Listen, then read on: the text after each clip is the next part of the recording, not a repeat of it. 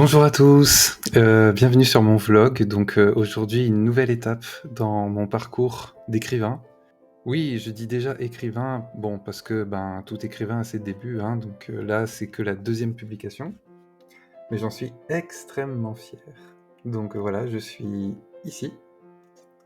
Donc je suis au menu du numéro 22 de la revue Éterval. Éterval, qui est donc un, un périodique, hein, voilà, qui paraît 2 fois par an, si j'ai bien compris, et qui organise des concours de nouvelles pour chacun de ses numéros, hein, avec à chaque fois un thème précis. Alors ce sera toujours dans les genres de l'imaginaire, ce sera toujours un mélange de nouvelles, de fantasy, de science-fiction et de fantastique, voilà. Mais les thèmes changent à chaque fois, et donc là vous voyez, c'était Fiat Lux, c'est-à-dire la lumière, et j'ai écrit Azranur. Voilà. Azranur, qui est une nouvelle qui m'a été inspirée par le thème, hein. Je n'ai pas attendu ce concours de nouvelles pour aimer le thème de la lumière, hein. Personnellement, je trouve dommage la désaffection, hein, que connaissent depuis quelques décennies maintenant les héros purs, les héros qui incarnent la lumière, qui incarnent le bien. Je sais, hein, pourquoi on les a laissés tomber, parce qu'ils sont jugés assez peu intéressants.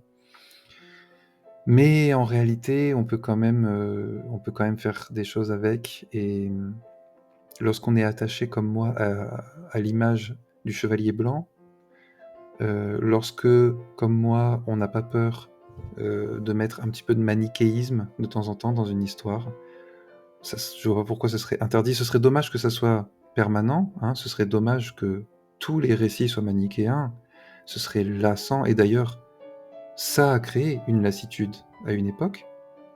Mais maintenant que le manichéisme a quasiment disparu de la création filmique, littéraire, etc., eh bien, voir ressurgir de temps en temps un peu de manichéisme, ça peut être, bien paradoxalement, ça peut être original. Par exemple, j'ai vu une vidéo d'analyse sur Le Chapeauté 2, hein, qui est un excellent dessin animé, excellent. Donc s'il vous plaît, pas d'a priori, hein, sur les dessins animés pour enfants, hein. Il y a des dessins animés pour enfants qui sont beaucoup plus profonds, beaucoup plus intéressants et beaucoup mieux faits que beaucoup de films pour adultes, hein. Et moi, il y a certains Disney que je juge 1000 fois plus intéressants et que je regarde avec 1000 fois plus de plaisir que certaines super productions récentes. Voilà. Donc Le Chapeauté 2, disais-je. Il y a 3 antagonistes dans Le Chapeauté 2, et il y en a un, donc c'est... comment il s'appelle déjà? Jack Horner, c'est ça. Qui est totalement mauvais. Il est 100% méchant. Voilà. Et pourtant, il est génial, il est extraordinaire, et c'est une preuve, hein, ce méchant, qu'on peut encore faire du manichéisme, qui fait passer un excellent moment et qui permet même de réfléchir un peu, hein. Parce que Jack Horner est très intéressant, surtout si on le prend comme un avatar, une incarnation du capitalisme.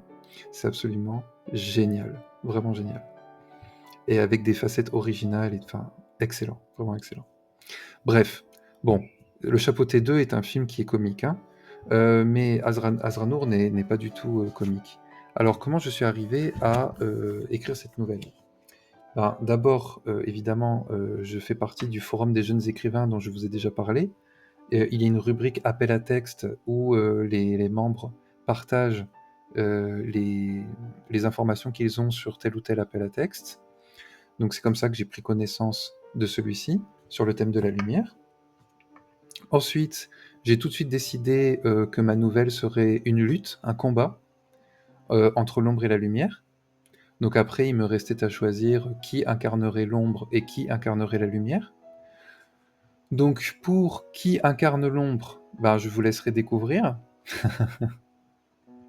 Le seul indice que je peux vous donner, c'est que ça m'a conduit en Roumanie à la fin du Moyen Âge. il a fallu que je me renseigne sur la Valachie, parce que c'est comme ça que s'appelait cette région, la Valachie du XVe siècle. Voilà. En revanche, pour qui incarnerait la lumière, là j'ai totalement inventé le personnage. Je me suis aventuré en dehors de ma zone de confort sur ce coup-là. J'ai décidé de tenter une héroïne arabe et musulmane. Donc, au niveau de la présence en Roumanie au XVe siècle, enfin en Valachie au XVe siècle, j'ai considéré, vu le contexte historique, qu'il n'y avait pas beaucoup de justification à donner, hein, puisque cet endroit de l'Europe de l'Est a brassé énormément de populations diverses et variées et de cultures et de religions dans cette période historique. Voilà. En revanche, bien, faire un guerrier de la lumière, en l'occurrence une guerrière qui soit musulmane, là c'était un peu plus compliqué. Il a fallu que je lise des passages du Coran, que je m'imprègne, que je revoie un petit peu les bases de la religion, et que je m'arrange pour sortir évidemment des caricatures, hein, éviter que mon texte soit... éviter que ça soit flagrant, hein, que le texte a été écrit par un ancien catholique, enseignant, enfin voilà, il fallait que ça se voit pas trop, voilà. Donc je suis aussi allé sur des forums musulmans sur internet, où j'ai été très bien accueilli dans mon projet.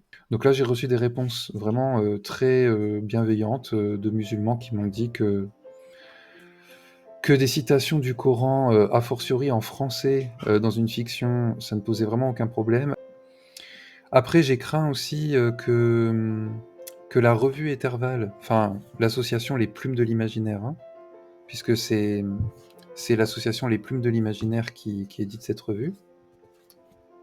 Un grand merci à eux pour leur activité éditoriale, hein. Ils font un travail fantastique, j'en parlerai un peu plus après. Je craignais un peu qu'ils soient frileux par rapport à ce choix, et finalement ils n'ont pas du tout été, hein. J'ai fait partie des nouvelles sélectionnées. Ensuite, il y a une phase de travail éditorial, justement, qui implique un travail sur le texte. On m'a proposé des modifications. On ne m'en a imposé aucune. J'ai coopéré, bien sûr, hein, parce que je trouvais que beaucoup de remarques étaient pertinentes, et j'ai été très très étonné par la qualité du travail éditorial que font les Plumes de l'Imaginaire. Mon texte a vraiment été décortiqué de A à Z. Il y a eu des remarques de tout type, grammaticales, syntaxiques, stylistiques, des questions sur le contexte historique, où on me demandait d'approfondir un peu ceci, cela, psychologique. On m'a demandé de rendre un peu plus crédible le personnage de Bogdan. Enfin, tout était très très travaillé. On est vraiment allé loin. On est vraiment allé loin dans le perfectionnement de cette nouvelle. Donc un grand merci aux Plumes de l'Imaginaire qui m'ont aidé à donner le meilleur de moi-même sur cette nouvelle. J'en suis extrêmement fier, hein, je dois le dire, au risque de paraître prétentieux. J'en suis vraiment très fier. Je ne vous raconterai absolument pas l'histoire parce que j'ai envie que vous la lisiez, hein. Voilà. En plus, cette revue produit des illustrations. Enfin, c'est-à-dire qu'il y a des illustrateurs qui travaillent pour la revue. Je risque de dire une bêtise, mais il se peut que ça soit bénévole en plus. Voilà, donc là vous avez de belles illustrations de ma nouvelle. Ce sont des illustrateurs différents pour chaque nouvelle. Ça, j'en parlerai dans la vidéo consacrée au numéro entier. Voilà. Donc je vais mettre le lien en description pour commander la revue si ça vous intéresse.